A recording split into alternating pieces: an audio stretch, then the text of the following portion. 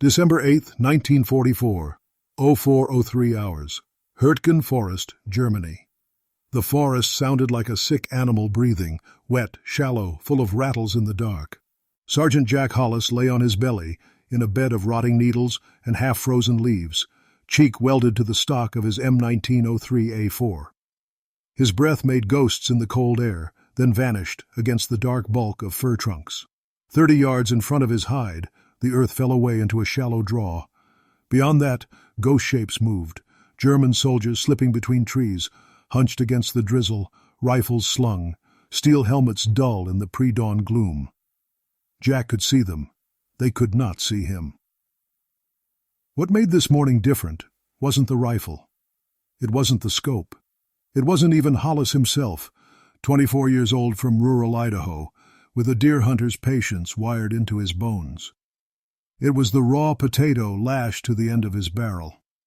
The thing looked ridiculous. One Idaho spud, roughly carved flat on one side, strapped over the muzzle with a mess of gray tape and ration box twine. It was wet, ugly, and absolutely not in any Army manual. His platoon had laughed when he rigged it in the dugout. "You planning to make hash browns, Sergeant?" someone had joked. "You know that old wives' tale doesn't work, right?" Jack didn't answer.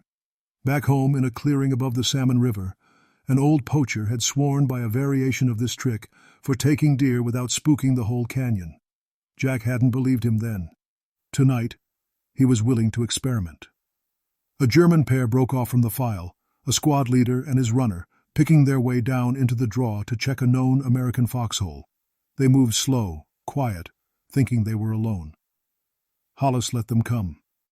He settled the crosshairs at the base of the squad leader's neck, exhaled, and pressed.